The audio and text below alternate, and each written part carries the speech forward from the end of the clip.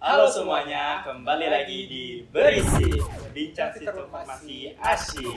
Sebelumnya, perkenalkan, nama aku Baihaki Abimanyu Toro Putra dengan NIM 10241014 dari SI 2024. Dan rekan saya Calvin Detunata Jaya dengan NIM 102116 dari SI 24. Oke. Pada episode kali ini kita kedatangan tamu spesial nih teman-teman. Ada para BPH dari Himpunan Mahasiswa Sistem Informasi Kabinet Istana Pak. Mungkin sebelumnya kakak-kakak bisa memperkenalkan diri? Boleh. Oke, halo teman-teman semua. Kenalin, nama aku Siti Aminati Zuria, biasa dipanggil Ria. Dengan NIM 10221014, aku selaku Ketua Himpunan Mahasiswa Sistem Informasi Kabinet Istana Fa. Nah, tapi aku nggak sendiri nih. Aku juga bawa teman aku, selaku dari BPH juga. Mungkin bisa kenalan? Oke, hai, kenalin aku Hikmah Lusmawati, biasa dipanggil Hikmah dengan NIM 10221015. Di sini aku menjabat sebagai sekretaris HMSI Kabinet Istana Fa. Oke. Kakak-kakak kabarnya gimana nih kak? Alhamdulillah baik. Walaupun mungkin sekarang karena sudah di fase mau akhir semester ya, jadi udah kerasa banget nih capeknya kayak gimana. Kalian iya nggak sih, capek nggak sih? Capek sih kak, Capek soalnya banget. kan buat sini banyak betul project dan tugas-tugas. Bener banget. Kakak beberapa hari ini atau beberapa minggu ini kesibukannya ngapain aja kak? Oke, Hikmah dulu deh. Kalau untuk kesibukan tentunya selain perkuliahan juga mengurus himpunan ya, aku sebagai sekretaris. Kalau secara spesifiknya di semester 6 ini kita juga ada KKN. Kalau dari aku sama kayak Hikmah. Karena kebetulan aku sama Hikmah juga sudah ngambil kerja praktik. Jadi mungkin teman-teman yang belum tahu nih, kan kalau misalnya di angkatan 2022 itu ada 2 fase untuk kerja praktik di liburan kemarin dan liburan yang sekarang nih. Nah, kebetulan aku sama Hikmah sudah KP di yang kemarin, di liburan yang kemarin. Jadi untuk saat ini ya kesibukannya, kesehariannya ngerjain tugas, kuliah seperti biasa, dan juga mengurus himpunan. Tapi tetap semangat ya kak? Harus semangat dong. Mungkin saya langsung masuk ke pertanyaan pertama aja ya kak? Boleh. Nah, sebelum itu saya penasaran nih, motivasi kakak ingin menjadi BPH itu apa aja sih kak? Sampai memilih untuk menjadi BPH, kenapa enggak masuk departemen biasa aja? Sebenarnya kalau ditanya motivasi, setiap orang kan pasti punya motivasi ya. Kalian juga pasti punya motivasi kan? Nah, jadi kalau misalnya ditanya motivasinya apa, kalau dari aku sendiri ya, motivasi untuk menjadi BPH, kan seseorang itu ada yang memang preferensinya mau jadi pemimpin ataupun mau jadi orang biasa, mau jadi yang dipimpin atau yang memimpin. Nah, karena kebetulan aku suka banget sama role atau orang yang memang dedikasinya adalah sebagai seorang pemimpin, jadi aku termotivasi untuk menjadi seorang pemimpin itu kayak gimana sih? Apalagi kan kalau misalnya kalian masih dihitungannya maba ya. Fun fact-nya di HMS ITK itu belum ada nih kahima yang perempuan. Jadi aku mau mencoba fase dan hal baru lah. Gimana sih kalau misalnya di HMS ITK ini ada seorang kahima yang kahimanya itu dari perempuan. Itu motivasi terbesar aku. Kalau Hikmah? Kalau dari aku ya untuk motivasinya, tentunya yang pertama aku ingin terus berkontribusi. Kan sebelumnya di kabinet sebelumnya aku tuh staf Departemen Media Informasi, kemudian di kabinet sekarang aku jadi sekretaris. Itu motivasinya aku ingin berproses lebih, aku ingin berkontribusi lebih untuk himpunan kita, karena aku juga percaya dari kontribusi kita untuk kampus kita, himpunan kita itu pasti akan mendatangkan banyak manfaat ya buat diri kita, baik di perjalanan kehidupan kampus kita saat ini ataupun nanti bekal kita di masa depan. Aku boleh nggak nanya ke kalian? Iya, kenapa tuh kak? Kalau kalian motivasinya kayak gimana nih? Motivasi kalian untuk ada di staff Medco kan? Iya. Ya. Mungkin dari magang saya Medco. dulu ya kak. Mm. Motivasi saya tentunya karena Medco ini sesuai sama bidang saya kak, kebetulan. Oh ya? Iya. Saya semenjak masuk kuliah tuh tertarik banget sama namanya desain, terus mungkin kayak berbau dengan software untuk editing seperti itu kak. Jadi dengan tujuan itu saya ingin mengembangkan bagaimana bidang saya yang baru saya suka ini bisa berkembang terus lanjut. Akhirnya saya memutuskan untuk masuk departemen Medco kak. Oke, keren. Kalau Calvin? Boleh deh, dari saya sendiri pengen jelasin juga kenapa sih tertarik sama Medco. Medco sendiri kan benar-benar istilahnya bidang soal media sama informasi, desain, fotografi, videografi nih. Di situ kayak sebelum saya masuk kuliah itu saya masih abu-abu banget bidang saya ini di mana. Setelah saya masuk kuliah itu saya istilahnya mulai terbuka nih, udah gak abu-abu lagi. Dari kuliah ini banyak departemen baru yang bisa saya explore, setelahnya Medco. Nah, dari Medco sendiri saya pengen tekuni nih. Nah, di salah satu bidang yang pengen saya tekuni itu di desain. Dari saya desain sendiri tuh kayak ini kayak passion saya ada di sini. Nah, makanya dari itu, dari staf magang ini saya coba ke Medco, mungkin untuk setelahnya saya mencoba mikir apakah lanjut ke himpunan atau tidak. Untuk sekarang sih saya masih mencoba untuk lanjut sih Kak, seperti Nice. itu. Kalian tetap semangat ya di Medfo. Semangat Kak. Semangat, selalu terus. semangat. Oke. Mungkin saya mau tanya lagi Kak, Boleh. khususnya ke Kak Ria nih, Hmm. sebagai Kahima. Saya tuh pengen tahu banget apa sih kerjaan seorang Kahima itu ngapain sih? Mungkin kayak orang-orang awam kan taunya kayak seorang pemimpin misalnya nyuruh-nyuruh. Oh. Mungkin Kakak bisa jelasin lebih detail nih, Kahima itu tugasnya ngapain aja gitu. Oke, tadi kan si Bay Haki bilang nih, seorang kahima atau seorang pemimpin biasanya sukanya nyuruh-nyuruh. Nah, kalau misalnya dari Bay Haki dulu itu kan tadi katanya orang-orang, kalau menurut Bay Haki seorang pemimpin tuh kayak gimana? Mungkin dari saya sendiri, pemimpin itu bukan sekedar nyuruh sih Kak. Dia lebih kayak benar-benar bagaimana suatu organisasi itu bisa dia bawa, dia alurkan alurnya sesuai dengan tujuan organisasi itu Kak. Wih, calon-calon pemimpin nih guys. Oke, jadi kalau misalnya ditanya sebenarnya Kahima tugasnya itu kayak gimana? Ya sama kayak pemimpin pada umumnya. Kan kita juga membangun suatu organisasi, berdedikasi untuk suatu organisasi atau instansi itu tidak sendiri. Kita butuh bantuan dari orang-orang untuk membantu kita. Gimana sih caranya kita itu menjadikan organisasi ini sesuai sama visi misi kita di awal, sesuai dengan ranahnya dan bisa memberikan dampak yang amat positif bagi kita sendiri ataupun lingkungan sekitar kita. Nah, jadi kalau misalnya ditanya kesibukannya apa, tugasnya ngapain, yang pertama pastinya kita controlling dan monitoring setiap anggota. Yang kedua, kita pasti akan mencari celah nih, kira-kira strategi mana sih, strategi mana yang bisa kita kembangkan, strategi mana yang bisa kita implementasikan. Jadi selain aku controlling ataupun monitoring, aku juga mempersiapkan strategi-strategi yang setidaknya nanti bisa diimplementasikan di organisasi. Kemudian yang ketiga, mungkin kalau misalnya kalian mikir kita cuma sebagai kepalanya yang menginstruksikan kepada seluruh anggota, sebenarnya enggak.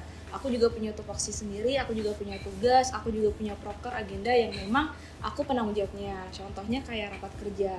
Nah, jangan lupa kita bakal ada rapat kerja buat teman-teman fusionaris gitu. Jadi, kalau misalnya rapat kerja ini penanggung jawabnya juga dari Kahima. Kenapa dari Kahima? Karena kan rapat kerja ini mempertemukan dari seluruh fusionaris dan akan membahas tentang progres dari masing-masing departemen.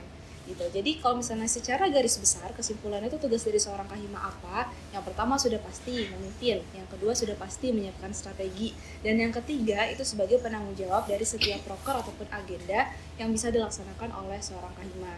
Dan sebenarnya ada satu kunci nih yang paling berat banget bagi seorang pemimpin. Mungkin kalian pernah dengar nggak sih kayak pemimpin itu adalah contoh bagi orang-orang yang dipimpinnya. Nah itu berat banget gitu. Misalnya kayak aku lagi makan nih di luar, terus aku jadi pakaiannya gak yang formal banget, aku mungkin pakaiannya gak rapi lah, itu pasti orang mikir, ih Kahima kok pakaiannya gak rapi sih, gitu. Padahal itu udah beda konteks kan. Nah itu adalah hal yang berat banget menurut aku, dan itu tugas yang benar-benar harus aku lakukan untuk mempertimbangkan dari segala hal yang akan aku lakukan. Mungkin saya sekalian mau tanya juga nih, karena kebetulan Kak Ajin ada, mungkin saya tanya ke Kak Ria aja. Boleh. Kalau tugas Wakahima itu ngapain sih Kak? Oke, bener banget. Mungkin orang-orang bertanya-tanya, kan sudah ada kepala, sudah ada ketua, tapi kenapa harus ada wakil juga? Nah, jadi sebenarnya kan wakil ini membersamai seorang ketua ya. Wakil ini yang membantu ketuanya untuk kalau misalnya sewaktu-waktu ketua tidak bisa menghadiri kegiatan, sewaktu-waktu ketua ini nggak bisa untuk memegang suatu kegiatan. Nah, kayak fungsinya secara sederhana nge-backup lah. Tapi sebenarnya wakil itu juga punya tupoksi sama seperti ketua. Jadi ada beberapa proker ataupun agenda yang memang ditanggung-jawabi oleh seorang wakil. Tuh. Mungkin dari Kak Hikmah sendiri, tugas sekretaris itu ngapain sih Kak? Apa cuma buat surat-surat aja di depan laptop atau gimana? Oke, kalau dari aku ya sebagai sekretaris di sini, aku bertanggung jawab dalam mengelola seluruh dokumen ya yang ada di HMSI, mulai dari surat-surat, proposal, dan juga kayak misalnya berita acara, laporan pertanggungjawaban dan sebagainya gitu. Kemudian jadi kalau tugasnya ya, kalau misalnya ada dokumen yang masuk dari setiap departemen atau badan, itu yang pasti pertama aku harus memeriksa dulu nih dari isinya, baik dari penulisan ataupun ketentuannya itu apakah sudah sesuai atau belum. Kalau misalnya sudah sesuai, aku akan lanjutkan untuk memberikan nomor surat, kemudian kasih tanda tangannya Kahima. Nah, kemudian aku juga bertanggung jawab untuk memastikan dokumen-dokumen dari setiap proker, dari setiap departemen atau badan itu dikumpulkan sesuai dengan batas waktu yang telah ditentukan untuk dokumen pra-acaranya maupun pasca acara. Aku juga bertanggung jawab untuk memastikan mengorganisir dokumen HMSI itu tertata dengan baik ya, dengan cara dari setiap departemen atau badan itu mengarsipkan dokumen-dokumen mereka itu melalui drive yang sudah tersedia. Salah satu contohnya kayak transparansi administrasi yang ada di Instagram HMSI yang tujuannya itu untuk publikasi ya kepada warga HMSI terkait dokumen-dokumen yang sudah dikeluarkan oleh HMSI dari setiap proker ataupun agenda yang berjalan. Jadi tugas-tugas itu kompleks juga ya Kak, sangat krusial pas jadi BPH itu. Jadi saya juga pengen nanya nih Kak, tadi kan Kak sudah mention soal tugas-tugas Kakak, motivasi Kakak sebagai BPH. Nah selanjutnya saya pengen nanya nih, visi misi Kakak nih sebagai BPH, visi misi mungkin visi misi yang sudah berjalan atau mungkin yang sebelumnya sudah direncanakan namun tidak jadi dengan alasan tertentu, mungkin dari Kakak ya boleh. Oke. Ini pertanyaan bagus banget karena kan mungkin kita ya setiap manusia itu sudah merencanakan sebaik mungkin, tapi kalau misalnya dari Tuhan itu belum mentakdirkan kita untuk mencapai visi misi ataupun tujuan kita, itu tidak akan terjadi gitu. Mungkin sederhananya realita itu nggak selamanya memenuhi ekspektasi kita. Nah itu sama kayak yang aku lakukan sekarang.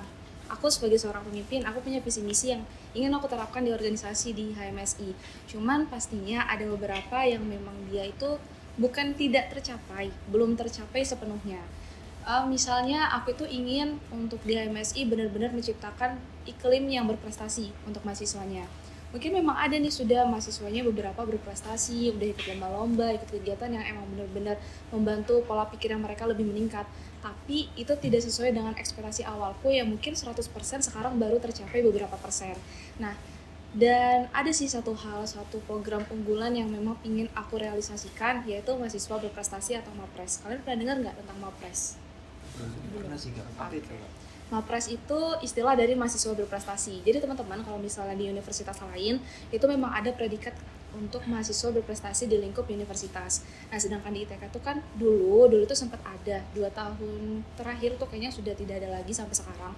Nah aku itu ingin untuk mencoba lagi atau meng-up lagi terkait dengan predikat MAPRES. Karena kan kita kalau misalnya sudah capek-capek ngerjain tugas misal, kita sudah capek-capek untuk memberikan prestasi untuk diri kita, untuk membanggakan nama kampus.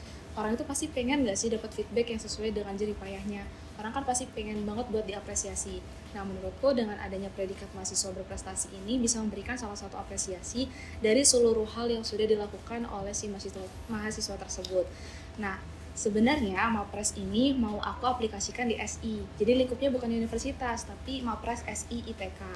Tapi karena belum bisa tercapai sampai sekarang karena ada beberapa kendala seperti mungkin kalau misalnya dapat dia jadi MAPRES, dia bakal dapat apa aja. Nah, aku dulu mikirnya kalau misalnya di SI ada yang kategorinya sebagai MAPRES, dia misalnya bebas tugas kah, misalnya dia dapat bantuan dalam UKT-nya kah, atau mungkin dapat dana dari prodi gitu. Cuman karena kita sekarang juga sedang tidak ada dana karena ada beberapa hal, akhirnya belum bisa terjadi di kabinet yang sekarang. Mungkin dari kakak-kakak ini kan BPH pasti adalah Kak suatu momen kadang berdiskusi menyelesaikan suatu masalah. Pernah nggak sih Kak dalam diskusi itu terdapat perbedaan pendapat nih Kak yang memicu suatu konflik? Nah sebagai kakak nih sebagai Kak Ima, bagaimana cara kakak menyelesaikan selisih itu Kak? Bagaimana kakak mencari titik tengahnya dan mengambil keputusan yang tepat untuk menyelesaikan masalah itu Kak? Oke. Jadi gini, sebenarnya kalau menyelesaikan masalah itu aku nggak sendiri ya. Mungkin Hipa bisa tolong bantu jawab dulu untuk menyelesaikan masalah dari BPH itu kayak gimana. Nanti aku baru menambahkan untuk mengambil keputusannya. Oke, mungkin pertama untuk proses diskusinya ya. Jadi kan kalau misalnya ada suatu masalah, pasti dari Ria sebagai Kahima itu akan menyampaikan informasinya dulu nih terkait masalah yang ingin kita cari solusinya bersama-sama. Kemudian dengan komunikasi terbuka, jadi dari Ria akan menanyakan pendapat kita masing-masing, bagaimana, terus mungkin pastinya kita memberikan ya sesuai pandangan kita, sesuai pendapat kita. Jadi dari situ nanti Ria yang akan mengambil keputusannya yang sesuai.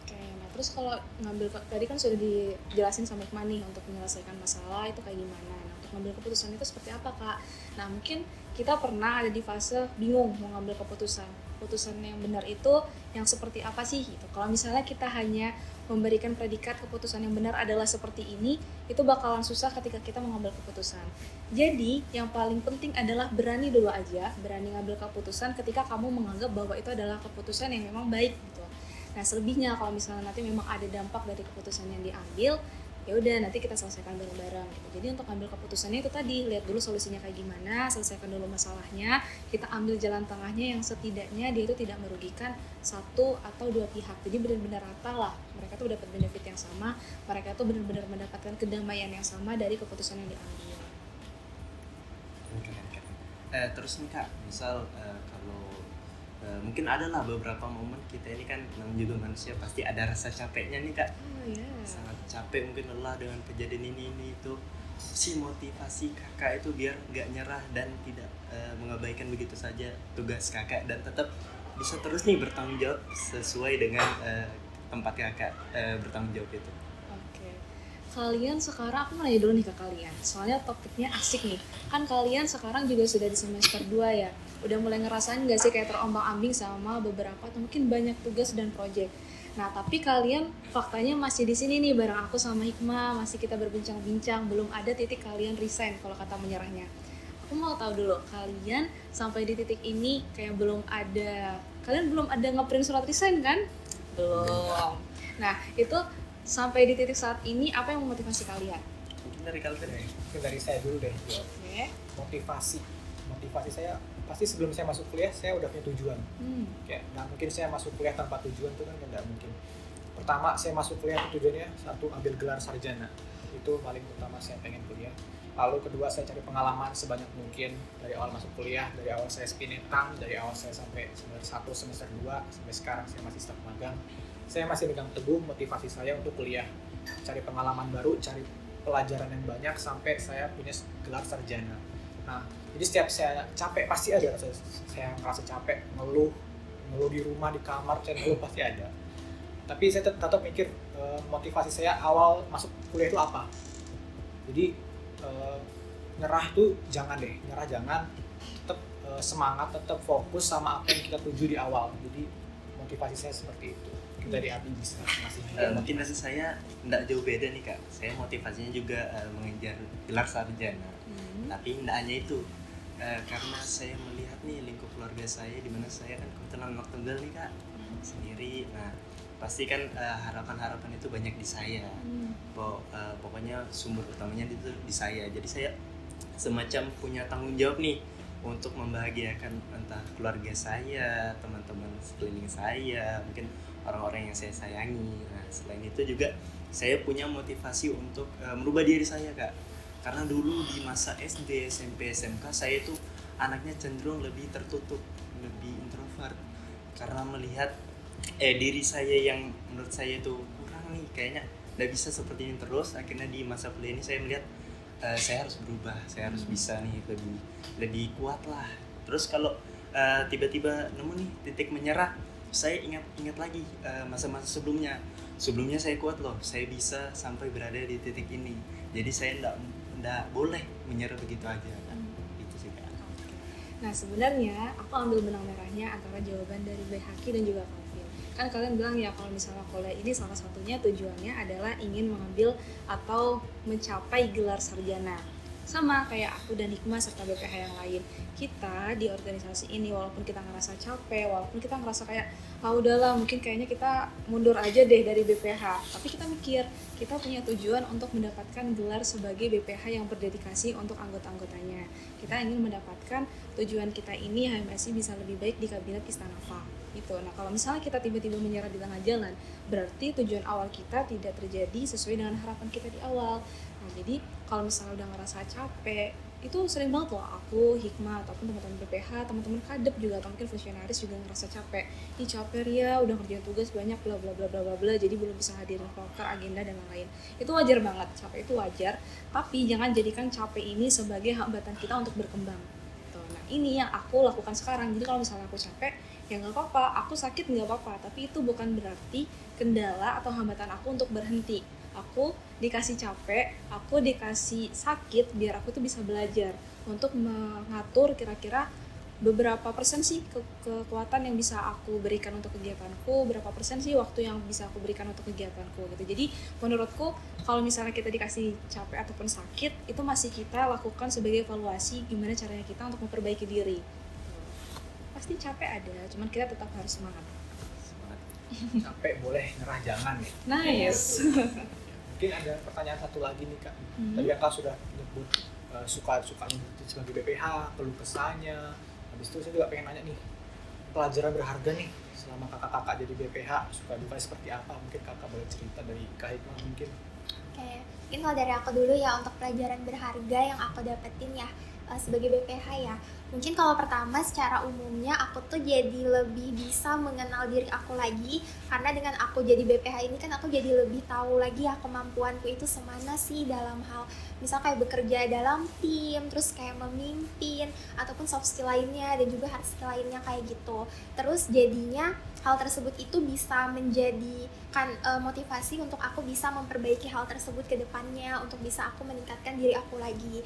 Selain itu juga mungkin pelajaran berharga lainnya ya tentunya sesuai dengan tujuan awal. Pastinya kan kita pengen kalau join organisasi juga ingin meningkatkan hard skill ataupun soft skill yang kita miliki sebelumnya kan. Jadi aku juga dengan sebagai sekretaris di Kabinet Istana AFA ini aku bisa lebih meningkatkan bidang yang aku sukai, bidang administrasi ini. Aku bisa lebih melatih diri aku lebih banyak belajar terkait penyusunan dokumen-dokumen yang baik itu gimana sih, karena kalau menurut aku sendiri, kita sebagai mahasiswa itu pasti nggak akan lepas juga yang namanya dari dokumen. Apalagi nanti kayak misalnya kita untuk TA itu kan udah pasti ya kita berurusan sama dokumen-dokumen. Jadi dengan aku menjadi sekretaris ini tuh melatih diri aku untuk menyusun dokumen-dokumen itu menjadi lebih baik. Yang menurut aku itu bekal untuk aku nanti nyusun untuk TA aku ya, supaya jadi lebih rapi, lebih terstruktur. Kemudian juga aku percaya itu tuh nanti bakal berguna untuk di masa depan aku. Kalau misalnya aku mau ngambil pekerjaan yang sejalur dengan bidang yang aku sukai saat ini. Kemudian juga aku jadi tahu kalau misalnya setiap peran apapun di organisasi itu pasti sangat penting ya. Meskipun aku sekretaris yang mungkin kalian pikir dan sempat kayak BH kita disebut ya, kerjanya tuh apakah buat surat-surat aja sih Kak, yang artinya itu mungkin juga kayak kita tuh kerjanya di balik layar aja ya, aku sebagai sekretaris. Tapi kalau misalnya menurut kalian itu sederhana, tapi itu merupakan hal yang penting juga untuk menjalankan dokumen dari organisasi tersebut itu berjalan dengan baik, dengan terstruktur, yang menunjang berjalannya proker-proker yang ada kayak gitu. Mungkin karena sebelumnya saya ada pertanyaan yang kelewat nih Kak, soal salah satu BPH bendahara. Saya belum sempat nanya nih karena kebetulan Kak Taufik juga nggak ada. Mungkin Kakak bisa jelasin bendahara itu ngapain aja sih Kak?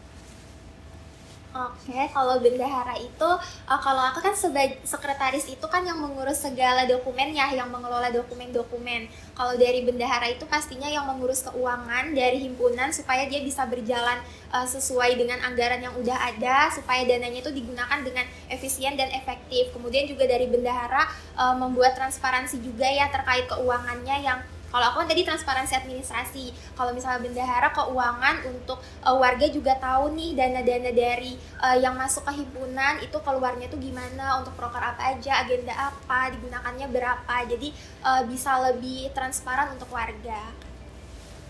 Oke Kak, saya mau tanya nih, Kakak ada nggak sih pesan-pesan untuk generasi selanjutnya nih yang mungkin bakal melanjutkan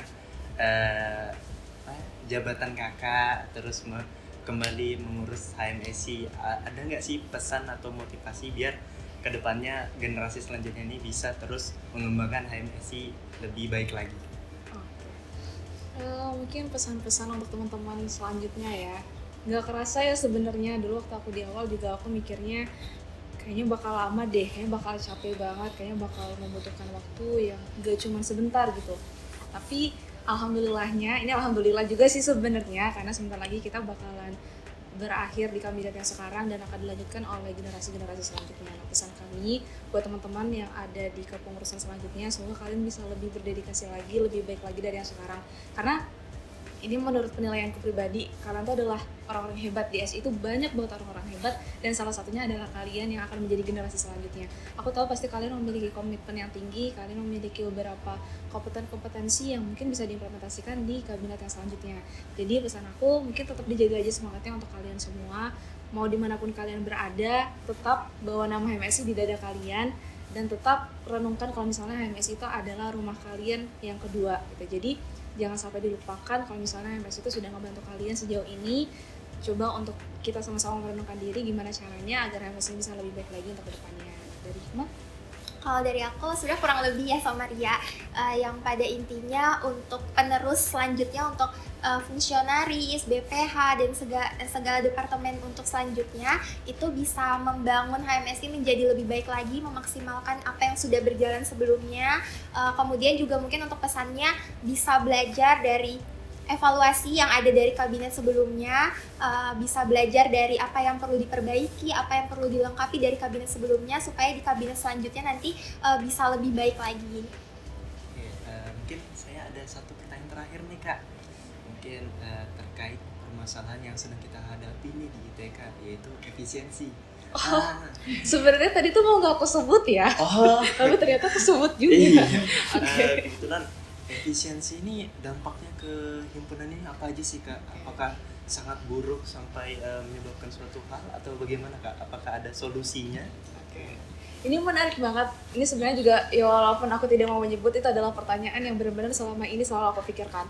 Kenapa sih harus ada efisiensi? Kenapa sih efisiensi itu harus terjadi? Nah, mungkin kalau misalnya kita ini berpikir secara nakalnya kita, karena kan semua orang berhak ya untuk berpikir. Ini adalah pikiran-pikiran yang ada di otak kita masing-masing gitu. Nah mungkin kita mikirnya, efisiensi ini nyusahin banget, efisiensi ini membuat kita benar-benar terbatas lah kalau misalnya mau ngebuat program kerja, kalau misalnya kita mau ngebuat agenda, kita mau ngebuat kegiatan-kegiatan lainnya, itu terhalang sama yang namanya efisiensi. Tapi kita nggak tahu apakah sebenarnya dari pemerintah ini memang menyiapkan hal-hal lainnya, hal-hal positif dengan dibentuknya efisiensi. Jadi kalau misalnya aku jawab secara sederhananya aja, secara general dan sepengetahuan aku, kalau misalnya efisiensi itu memang berdampak di MSIPK. Jadi mungkin kayak tadi yang aku bilang di awal, sebenarnya kan kita mau ada mapres, cuman karena adanya kendala ini kita nggak bisa untuk melanjutkan program tersebut karena kurang juga dana yang bisa kita berikan gitu kan. Nah terus solusinya kayak gimana? Jadi solusinya adalah teman-teman semua mungkin kan banyak nih perusahaan-perusahaan ataupun instansi yang mau bekerja sama kita. Coba deh nge-guide mereka dengan cara kenalkan lagi, nge-branding lagi HMSI-nya. Baik, Ma? Kalau dari aku untuk efisiensi ini kan kita juga tahu ya berdampak pada segala aspek di masyarakat, kemudian juga kita di kampus ini sebagai mahasiswa, terkhusus di himpunan ini juga sangat berdampak ya. Benar yang kayak Ria bilang tadi, jadi kita dalam menjalankan proker itu jadi terbatas anggarannya yang mungkin RAB sebelumnya udah dirancang nih semaksimal mungkin kita harus minimalisir supaya tetap sesuai dengan anggaran yang ada saat ini. Jadi mungkin dari bendahara juga berperan lebih ya dalam mengatur dana yang ada di himpunan itu supaya bisa memenuhi kebutuhan-kebutuhan atau anggaran yang ada untuk proker-proker yang akan berjalan gitu. Sebelumnya mohon maaf nih Kak, saya masih ada pertanyaan ternyata yang mengganggu pikiran saya nih.